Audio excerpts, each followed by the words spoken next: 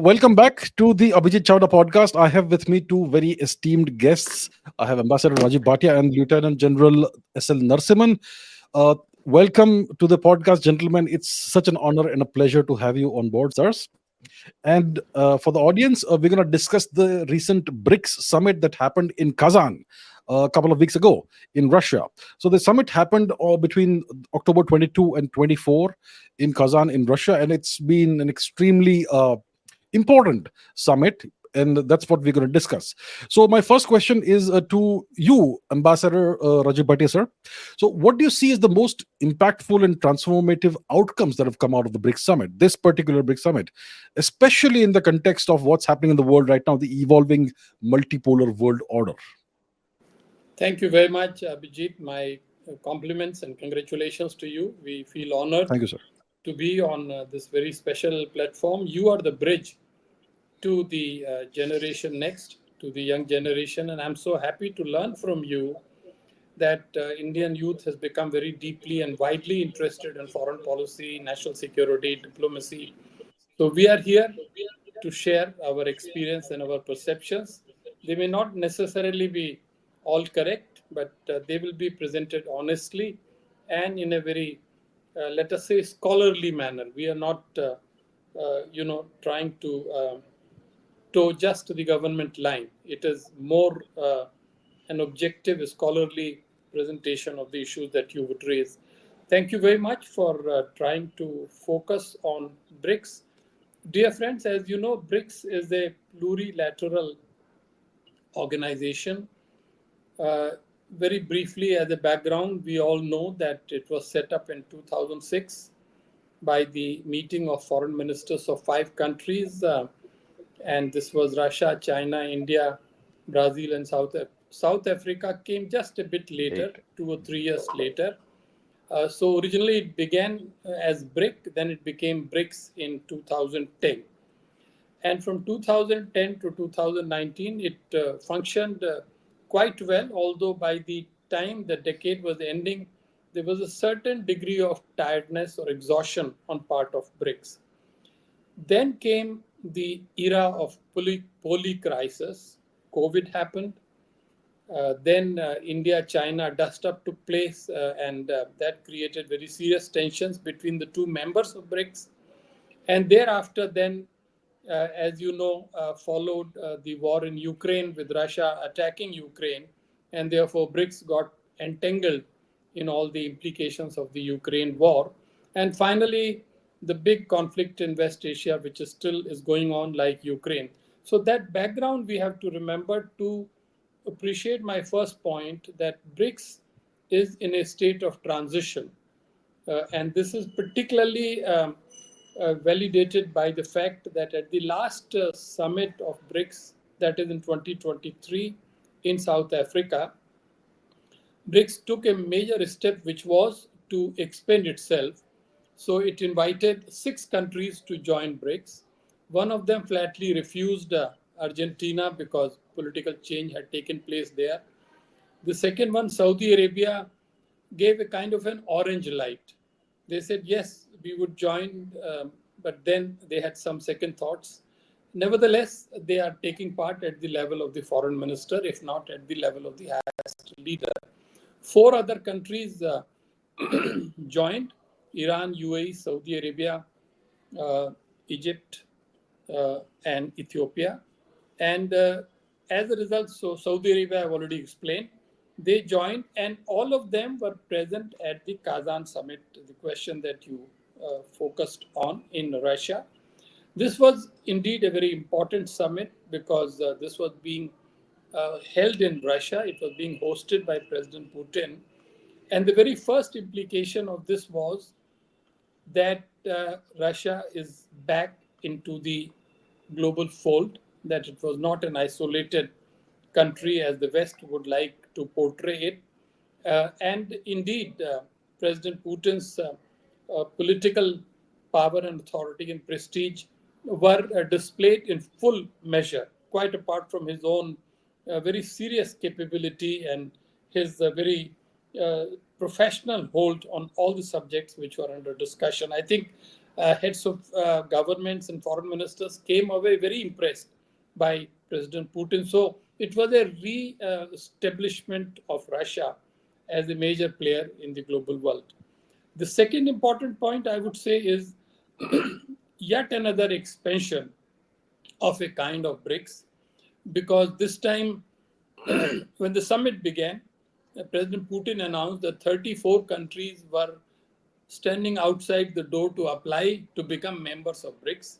It was not possible to take all of them. It was not even possible to accept them as members, but 13 of them were accepted as the partner countries. So this is yet another expansion, and we can talk about those countries later.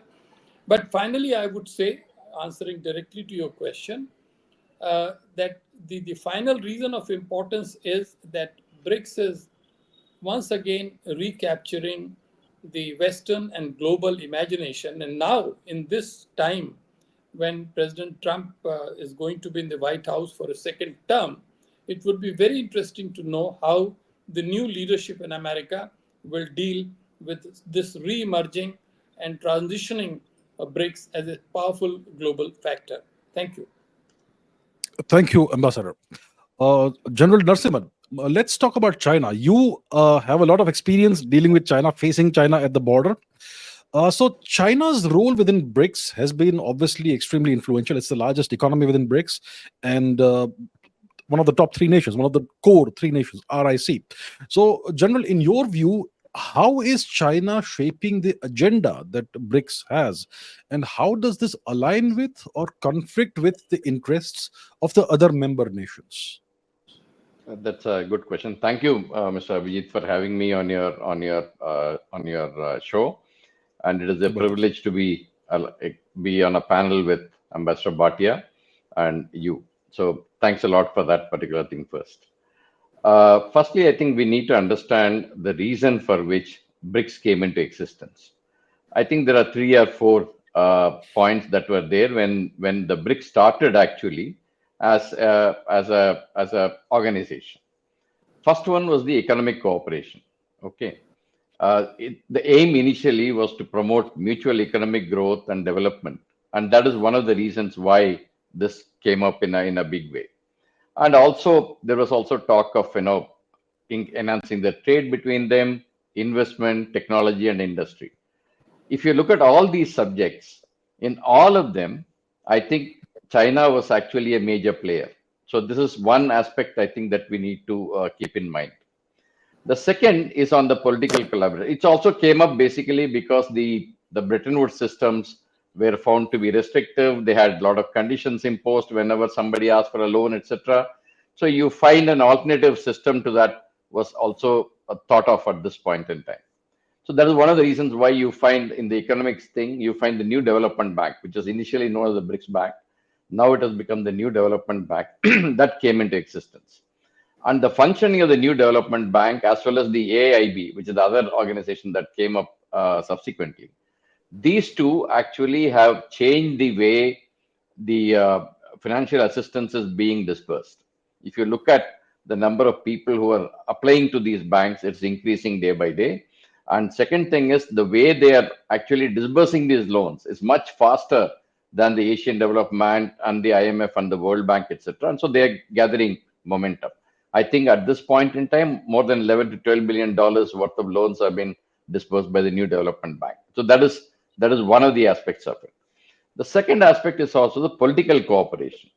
The political cooperation also started coming up in a way that there was a feeling that the multilateral institution is generally slowing down. It is not delivering the goods that it is expected to be given, doing the way it is supposed to do. And you find that the second aspect was the political collaboration, so that these countries put together, if they come and raise a voice in some places, it will probably be heard better than raising it individually. And so this is the second aspect of it. The political collaboration is something that came up into being at that point in time. The other aspects are minor, basically the cooperation between them, collaboration between them, and also please look at technology. One of the aspects was the technology collaboration between these 4 countries, which was being talked about. I know Russia and China Russia, India, China have got a technical collaboration arrangements between themselves. But to come as a group and do this was something which was new at that time. So today, if you find Russia-India collaboration is actually technical collaboration is really very good. It has been, a lot of institutions in India have got established by the Russian assistance. And similarly, if you look at the 2015 visit of Mr. Modi to China, lot of things on the technical collaboration side was signed with China. It is yet another matter that these things didn't go along well, basically because of the issues between us that had came up, not only in 2020, even before. Like, for example, in 2013, when Mr. Li Keqiang, the premier, was here, Li Keqiang, the premier, was here, there was an incident in Depsang Bulge. Yes. In 2014, when Mr. Xi Jinping was here, there was a problem in Tumor. So there are issues that started coming up side by side along with these. So these things did not proceed the way they were expected to proceed. So you find then the informal summits took place in 2018-19 to increase their collaboration. That didn't go up anywhere because of the 2020 incident that happened between India and China. Today, if you look at the financial aspects, they are doing reasonably all right. If you look at the political aspects, they are still developing and doing all right. And if you look at technical collaboration aspect, it is still a lot to be achieved and a lot to be done. And there are also social involvement that were also thought of. Those are also actually going on at the normal pace. I don't think they've gathered momentum the way it was expected to gather. At the moment, like Ambassador Bhatia said, BRICS is in a transition mode. A lot of countries are wanting to join basically because of the kind of disillusionment that they have with the multilateral institutions. And they say BRICS is a viable alternative to that, where they can actually come and join and do what they need to do. That is the way I think we are going. So that is the way I would say that China has been playing a role in this. And also, please understand, there was also talk about a BRICS currency some time ago. Even during the last BRICS summit onwards, this BRICS currency issue has been coming up. That I think is still under discussion. I think it is going to take some more time and effort before some understanding on those comes up in future. So, as you say today, China plays a very important role. If you look at the economic might, China is the largest amongst all these countries which are part of the BRICS at this point in time.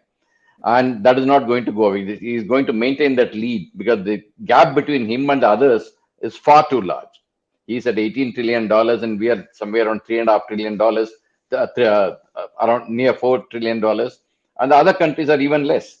So you find China playing a major role in the BRICS in shaping the dialogue and the discussions that happen. However, all other countries also have an important say, and that is also visible. The reason why some of the issues haven't come up or been accepted is also because of the varying views within BRICS. So that is likely to continue.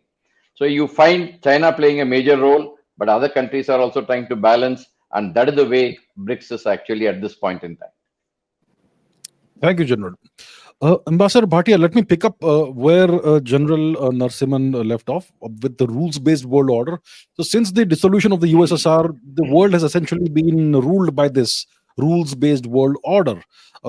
But BRICS is now increasingly being viewed as a counterweight to this US-dominated rules-based world order. So do you believe, sir, that this perception is accurate? And what does this mean for the future of BRICS? Thank you for raising now a very serious and somewhat complex question. I think, first of all, let us be very clear. Rules-based order, in theory, is nothing but an order which is based on international law, international agreements, the UN system. But often Western countries use it to convey a slightly different connotation. And that connotation is when the West basically says rules are what I tell you they are. And this becomes a problem for the rest, the West and the rest. And therefore, a counter view has emerged, pointing out that there is really no such thing as rules-based order.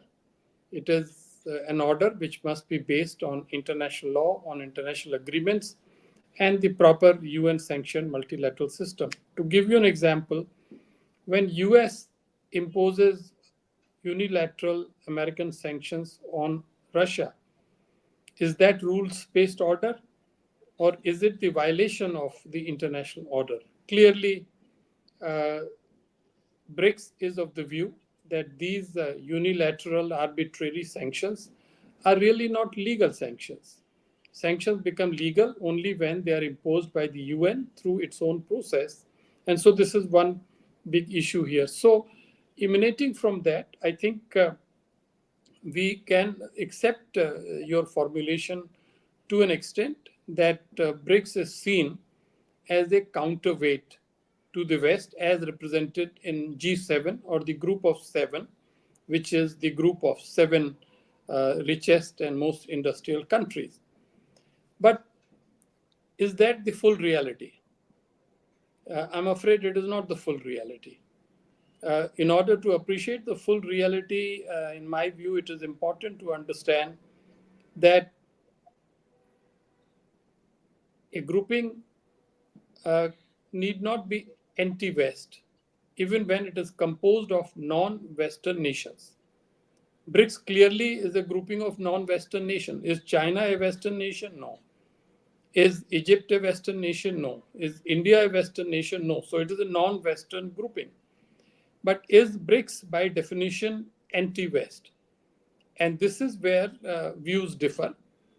Indeed, given the conflict in Ukraine, Russia is seen as anti-West to some extent.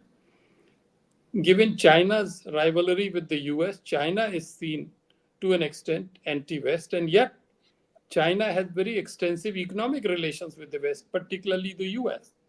But most importantly, other members, quite a few of them are moderate members. Is Saudi Arabia anti-West? Is Ethiopia anti-West? Is India anti-West?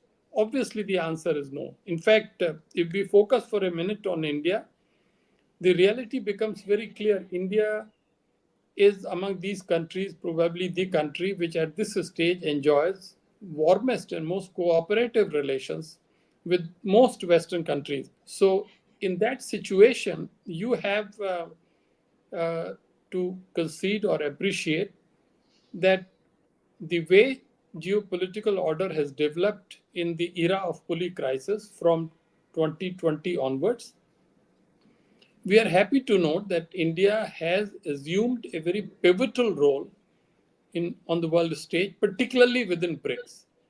As long as we are able to understand the dynamics of Russia-China growing proximity, and as long as we can counter it with growing proximity between India and Russia, and as long as India can lead two sets of countries, number one, the global south, the developing world, and also the moderates within BRICS, then we are in a very good position to take, as General Sahab said very clearly, BRICS in a desired direction.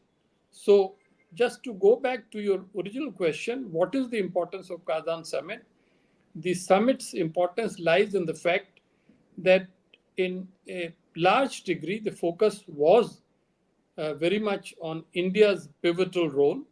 And I think I can say without hesitation that in Prime Minister Narendra Modi, we have a leader who has that not merely ambition, but also capability to project India as the bridge between the East and the West and the North and the South. Thank you, sir.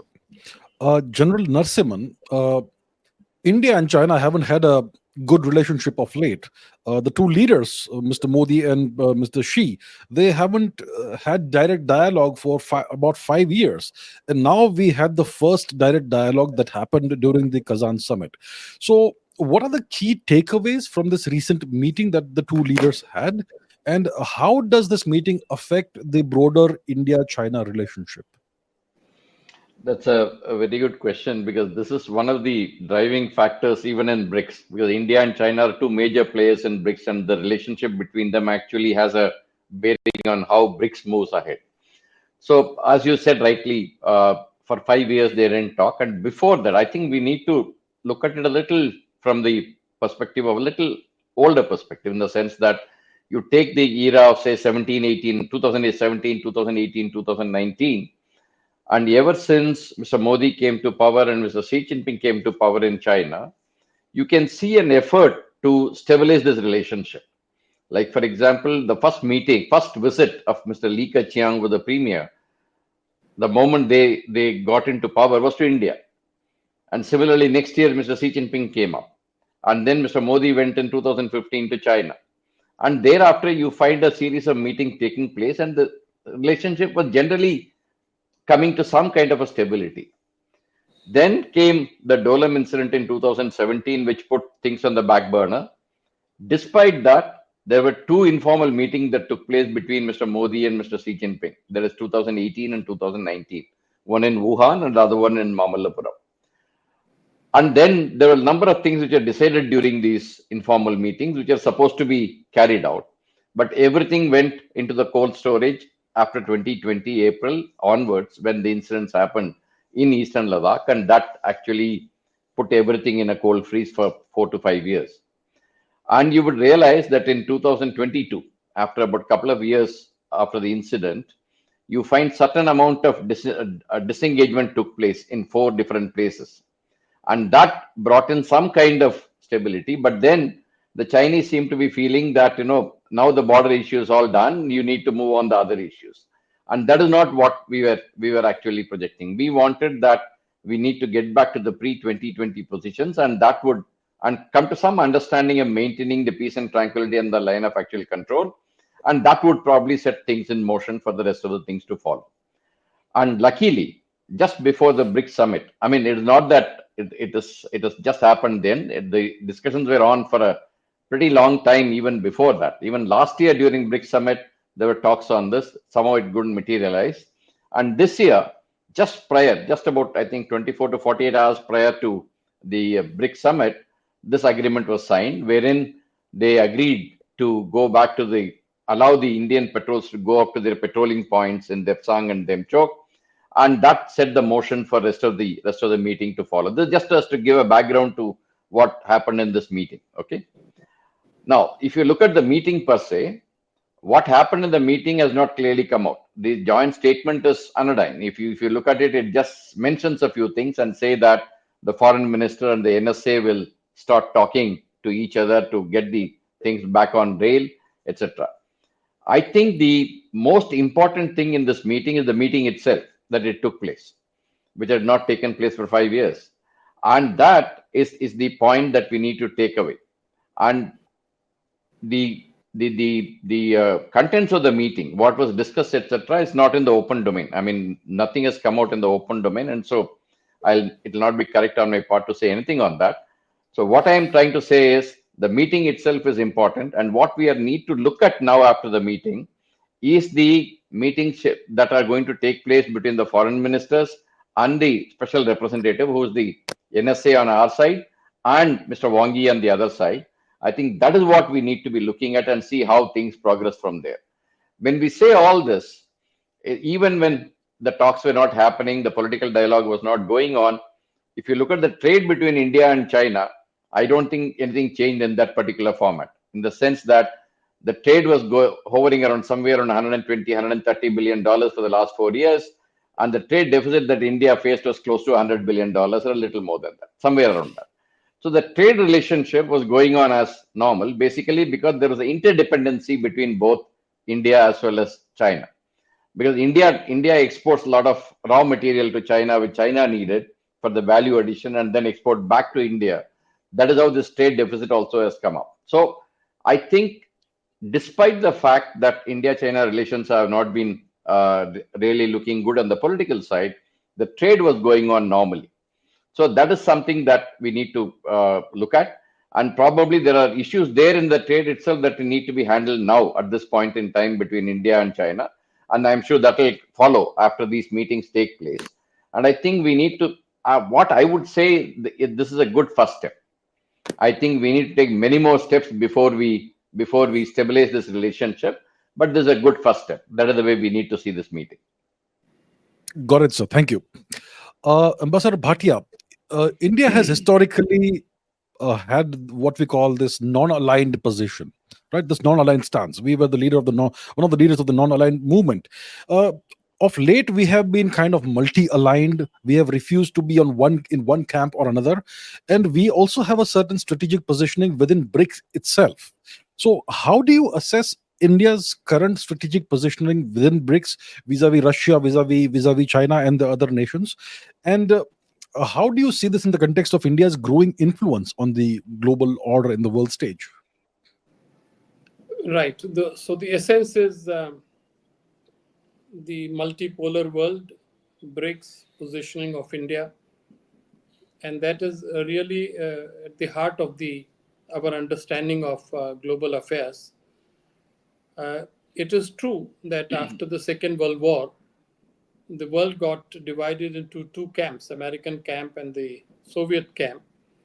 And this was the era when the newly emerging free nations felt that they wanted to join neither the American camp nor the Soviet camp. This was the birth and the rationale of the non-aligned movement, NAM.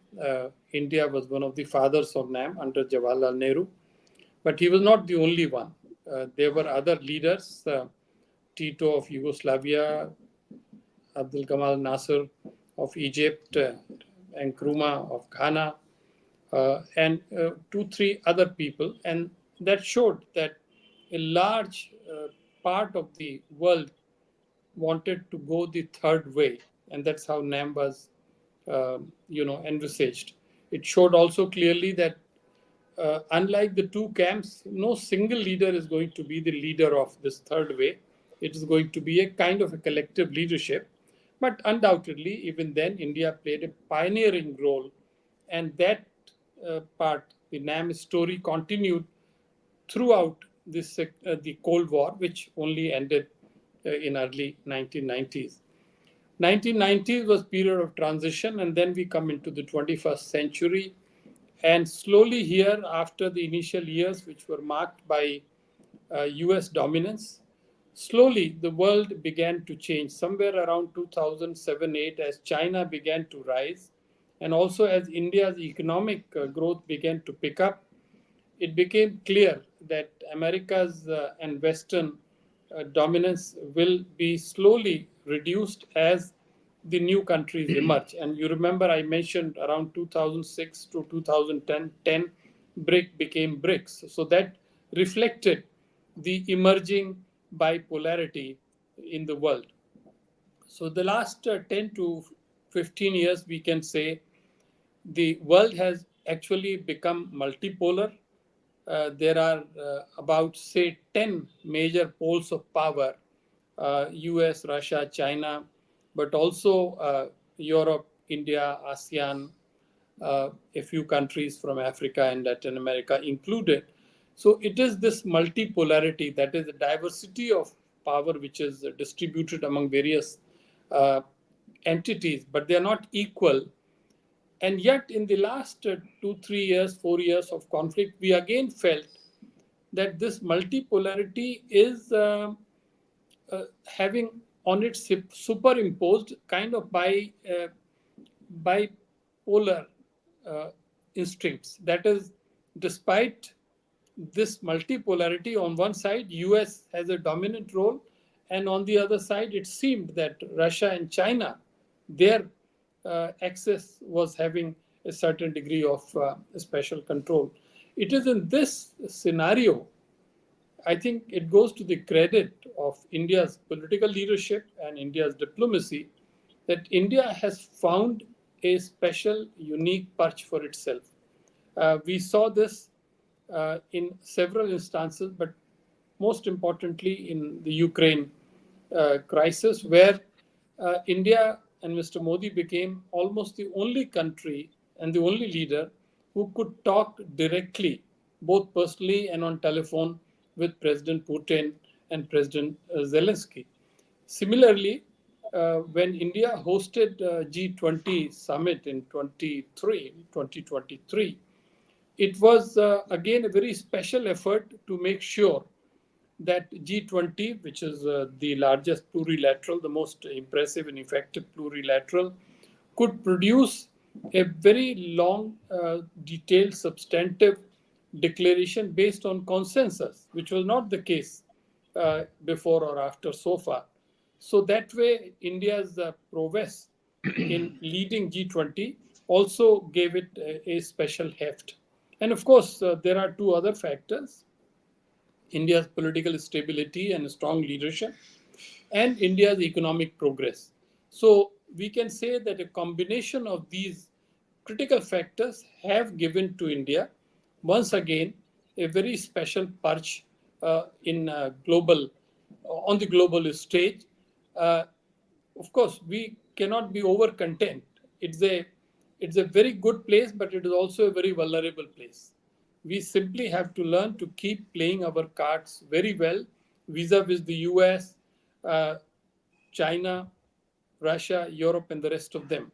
And this is where, if you allow me for just a minute, I want to compliment General Saib, the way he has explained the evolution of India-China relationship. And I want to highlight how BRICS, the central theme of our discussion today, has proved useful uh, to try to fix some of the most complicated bilateral relationships. Imagine for a minute there was no BRICS. Then India and China simply had no platform to go to a third country and discuss its problems and resolve them. Then there would have been only one forum, that was UN. You can go to UN once a year in September, and if you can't meet the two leaders, the big leaders, then frankly, they have no other means because they won't visit each other's country. Here you have BRICS, and BRICS creates its own momentum. General Saab explained how it was done in the past and how it was done again this year. I think we all believe that not merely the timing of the BRICS summit, but perhaps gentle feelers and nudging by some of the BRICS members, perhaps especially Russia, may have created a certain atmosphere for India, China, at least the beginning of their rapprochement. And you remember a senior official was asked whether Russia has played a role in the improvement of relations between India and China. And he said that yes, to the extent that Russia provided the venue, the facilities. And so that explains the unique importance of BRICS in helping India to create a space with the biggest Asian power today, China. And that in turn gives it more autonomy dealing with Russia as well as the West. Thank you, Ambassador Bhatia. General Narasimhan, the world is currently in a state of sort of disorder. There is this war going on in Eastern Europe, the Ukraine conflict, the special military operation. There is another conflict that has been going on for quite some time in West Asia, and that's right now kind of at a crisis point. There's a lot of instability. And when it comes to Eastern Asia, etc., also there is the potential for instability. The Korean Peninsula is an example. There are tensions between Japan and Russia. There's the Taiwan issue. There is a lot of potential instability in Asia. So, in the context of all that, how significant was the Modi Xi Jinping meeting for regional stability in Asia? Do you think that a potential détente, rapprochement between India and China could bring about more stability in Asia? And what does this tell us about China's influence and the role of BRICS in the whole matter? Let me take this China and India and in the region part of it. Then we can put the things in perspective. Despite the fact that Japan and China actually do not have a very great relationship, they manage it. It's a stable relationship. Please look at the trade between them. It is almost $300 billion. Okay, this is a factor that people have to keep in mind, because when things are politically also not happening, the trade and economy is still happening between the countries. That is one aspect of it. The second aspect of it, as you said, BRICS has got as a forum, like Ambassador Bhatia mentioned, as a forum can discuss these things and suggest ways and means to means to improve this situation in any of these events. Let me take, for example, the East Asian example that you mentioned. Like, for example, you have Russia and China doing joint patrolling very close to the shores of Japan. They go through Sea of Japan, they go through Miyako Straits, and they have air patrol going every year. So this keeps happening on one side. Japan and Russia do not have a very good relationship, as you know, and Russia and North Korea also do not have a Japan and North Korea also do not have a very good relationship because of their problems which happened during Second World War and thereafter. Okay. And Russia and North Korea are getting closer now. You heard reports of 10,000 North Korean troops going and taking part in the special operations that are happening between Russia and Ukraine. So you find this entire place is churning. The second thing is the South China Sea. You see the number of players in that place, right from the Western countries to countries in this region. All of them are actually getting their forces there. Look at the way Second Thomas Shoal is affecting China-Philippines relationship and the evolution of Quad coming up in addition to Quad being there. So this place is a flux and it has continued to remain so. The second thing is about the war that is happening between Russia and Ukraine. Again, like Ambassador Bhatia said, India was one of the countries which could speak to both of them. In fact, Prime Minister Modi made back-to-back trips between Russia and Ukraine within a month. So this is another place where I think India and therefore the BRICS can play an important role there. Even in the Israel-Hamas issue, China has taken a position, everybody else has taken a position. India has been in the unique position to talk to both. Again, there also. So you find that India playing a pivotal role within BRICS to bring some kind of stability and to bring some kind of understanding in all these events that are happening around. So to that extent, India as part of BRICS and BRICS per se can also are also discussing these things, I'm sure, and then trying to find ways and means of stabilizing these in some form or the other. So this is the way I think this will go. And amongst all these countries which we have mentioned so far, I think India is in a unique position to do this as individually as well as part of any other organization. I think they'll be able to play the major role in bringing some kind of stability to all this. So you will also realize as part of Quad, we have not gone into any of the security related issues. We are the only country, actually, when Quad came into being in Quad 2.0, as they call it, in 2017 during the earlier Trump administration, there was a feeling that this is an organization which is coming up to contain China. Even today, people talk about it. Slowly, all the analysts have started calling it as a Quad security dialogue. Whereas if you look at all the four foreign ministries' websites, none of them call it as a security dialogue. They call it a diplomatic engagement. So the thing is that we were not actually getting into a position where you need to be taking sides and then getting into one side of the issue so that the other side can't be managed. So I think we are in a unique position individually as part of BRICS to talk to all of them and see how things can go further. I think this is the way in all the three areas that you mentioned, this will pan out in the future. Thank you, General. Ambassador Bhatia, there's been increasing discussion of late of a potential BRICS currency.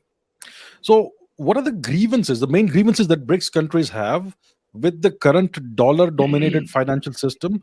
And what would be India's position or approach towards the potential development of a BRICS currency? Thank you very much. This is the appropriate time and stage where you'll allow me to do a little bit of plug for our institution, Gateway House. This is a boutique Gateway House think tank based in Mumbai, where this issue and related economic issues are studied in depth by our experts. And while on this screen you see two of us belonging to Gateway House, representing something like 80 years of professional experience in diplomacy and national security, being used today.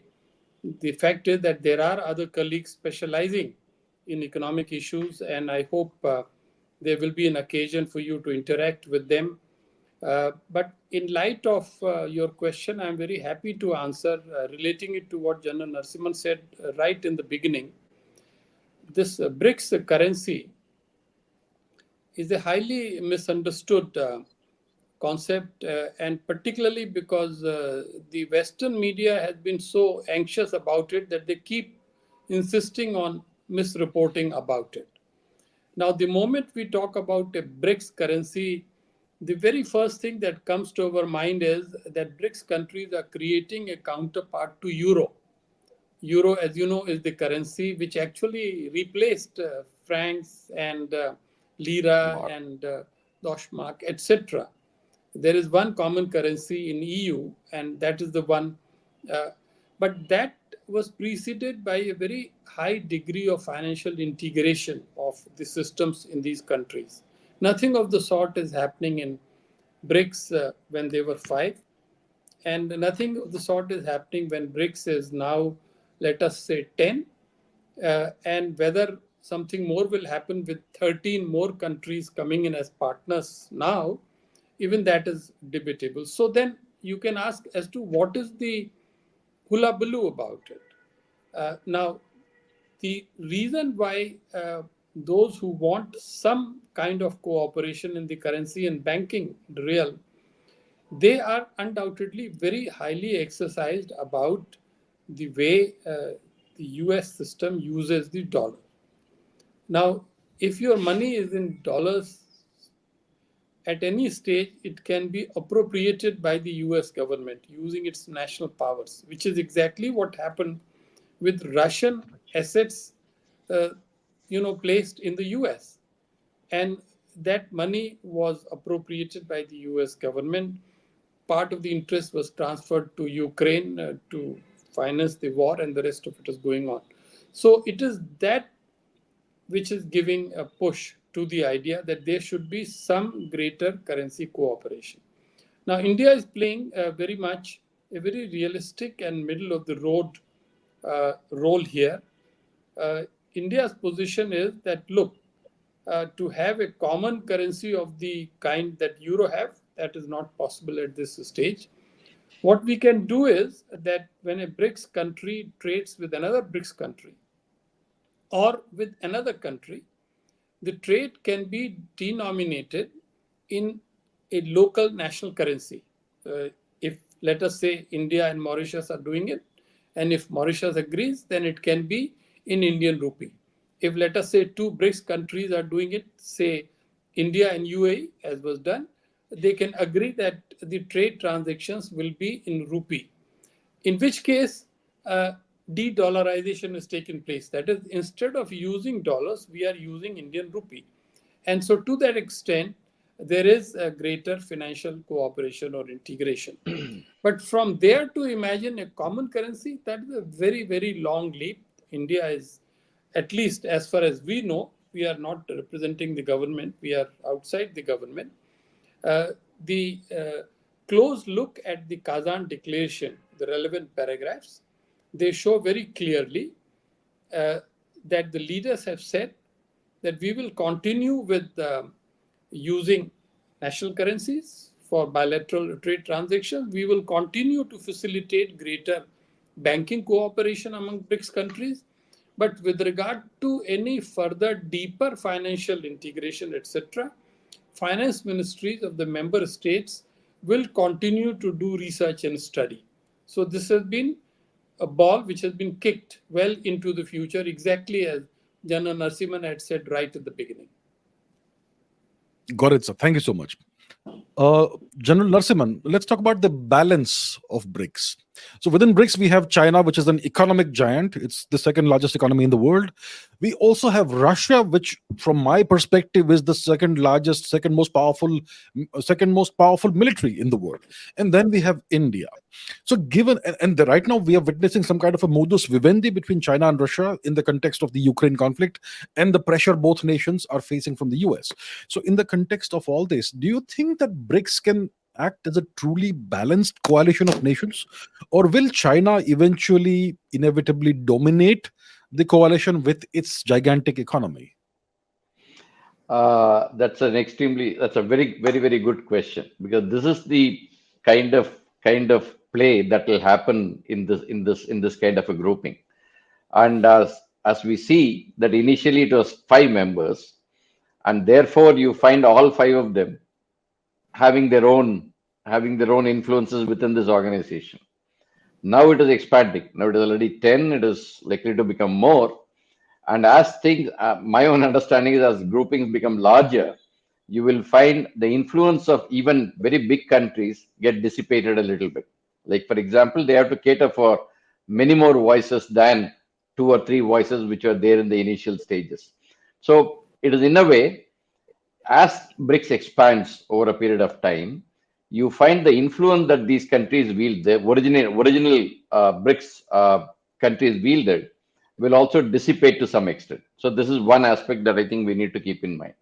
Second aspect is, as you said, Russia and China are a major players in the world. I mean, they have been major players in the wheel for a very long time, and India is slowly joining that league of playing a major role in the international system. So you find amongst the countries which are already there, you find in China being the second largest economy. India is the fifth largest economy now, likely to become number three very soon.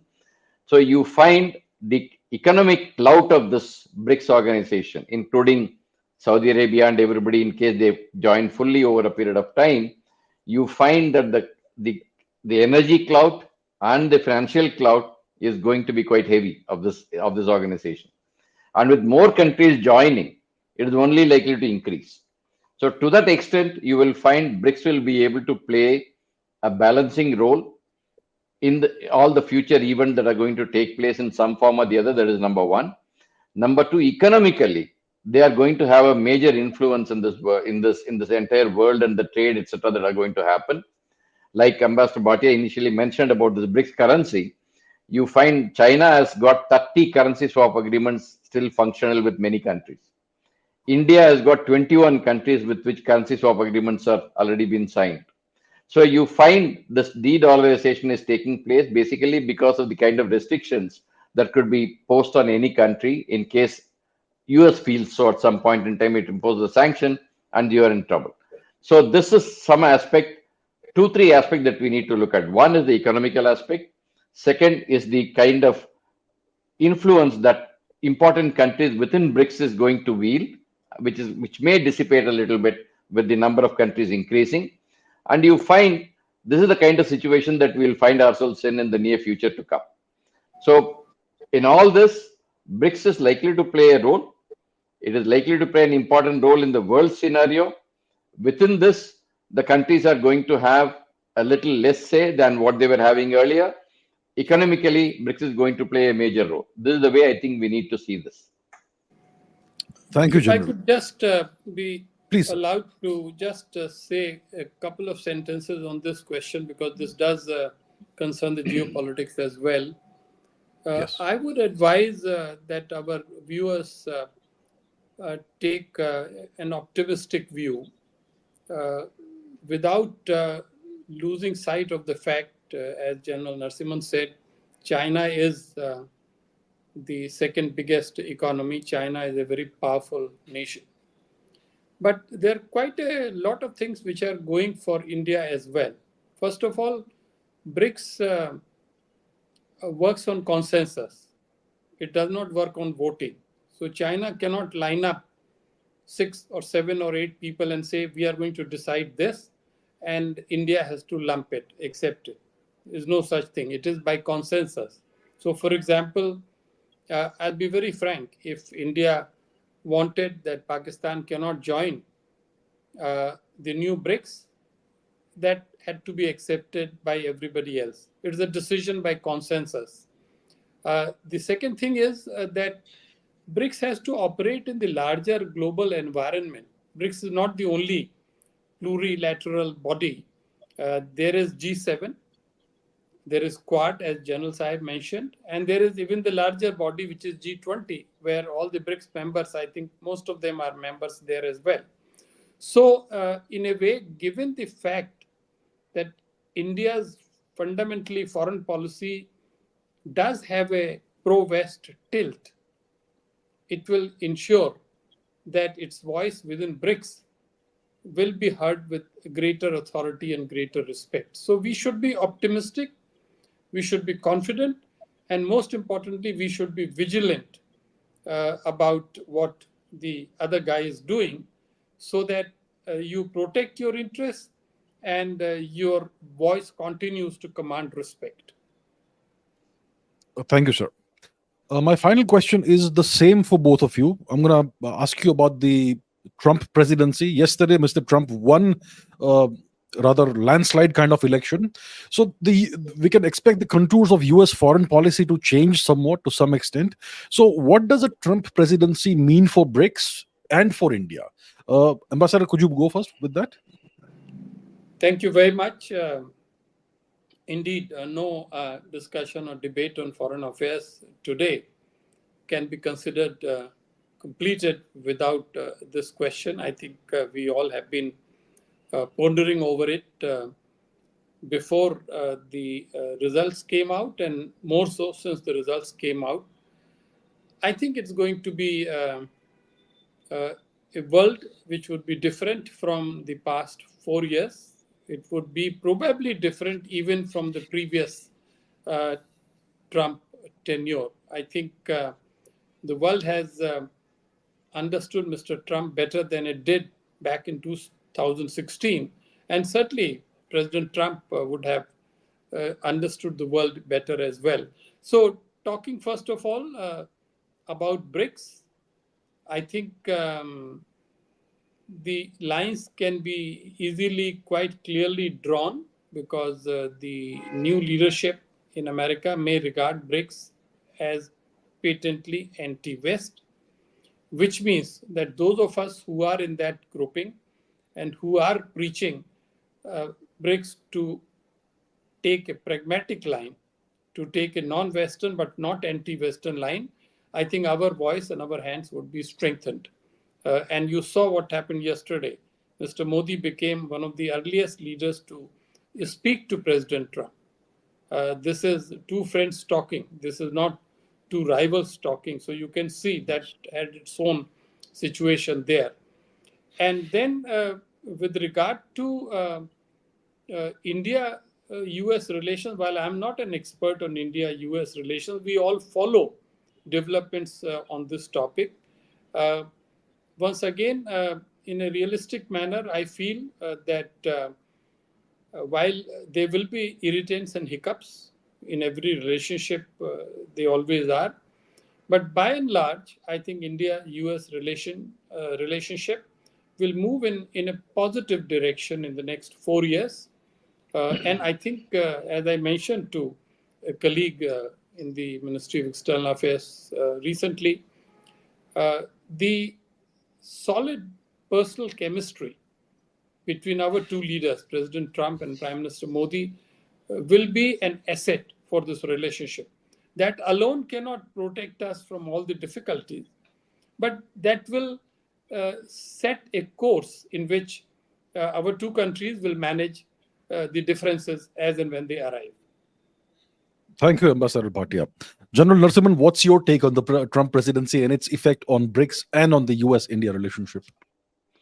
I'll look at it from the prism of US-Russia, US-China, and US-India relationship, because these are the three major countries that are going to be playing a role in BRICS. Yes. US-Russia relations have always been, strained. I mean, last presidential election of Trump also, Russia came into play, and then there was a issue out there. So that is going to be a bone of contention. But however, in the Russia-Ukraine conflict, Mr. Trump has made a statement. I don't know how far it will be true. The first day of his presidency, this war will be over, is what he has mentioned. I really don't know how he's going to achieve it, but this is something that is going to be on the radar of his. So Russia is going to be on the radar of US, and the way they see Russia, we all know. So that is going to not undergo major change at this point in time. US-China relationship. Now, even before he came to power during his campaigning, he has mentioned he is going to impose 60% more tariffs on the Chinese goods that are coming to US. But the problem with that is that the American citizen is going to be the one who's going to pay for it. Because today, if you go to any of the American markets, you will find 60 to 70% or more of the items are from China. So you impose tariffs on Chinese goods, it's the Chinese taxpayer who is going to pay more for this. So this is going to be this. But however, he will be very clear in handling China. The way he started with decoupling when he came into power and he started decoupling part, I think he'll be pushing on that. CFIUS came into place, other things came into place during his tenure, and that is going to be strongly pushed. And so U.S.-China relationship will continue to be a competition. The silver lining in all this relationship is U.S.-India relationship. You please look at the previous Trump's tenure. All the foundation agreements which are left over were signed during that time. Quad got revived and India got integrated into it in a big way. So I find that for India, this presidency will be continue to be good. Like our foreign minister made a mention in Australia yesterday, day before, saying that during the last 5 presidencies of the US, the India-US relationship has been constantly been improving. I see that trend to continue even during Mr. Trump's time. On the overall BRICS, I agree with Ambassador Bhatia that they may see as if it is a grouping that it is not totally pro-Western. So that is where the management has to be done. So if you look at the major players in BRICS, 2 of them are going to be in a competitive kind of relationship with US. India is going to be in a little favorable mode with US. And so you find a kind of balancing coming up even within the BRICS as far as this is concerned. And the anti-West feeling of the US and others towards BRICS is likely to continue. So BRICS will play a role, and the pivot in this is going to be India again, to have a linkage with the others, and then with the West as well as with the BRICS. I think India will play this pivotal role as it has been as it is seen from all these things that we see today. Thank you, General Narasimhan. So, gentlemen, thank you so much for a very wide-ranging discussion. We covered a lot of ground, a lot of topics, and it's clear that BRICS is going to play an increasingly important role in global affairs, and India is going to be one of the pivotal nations in that. So, we look forward to how things evolve. But thank you once again for Thank you. illuminating discussion, and I look forward to having you again in the future on the podcast. Thank you so much. And Thanks good a lot. wishes Thank to you you, very much. Abhijit.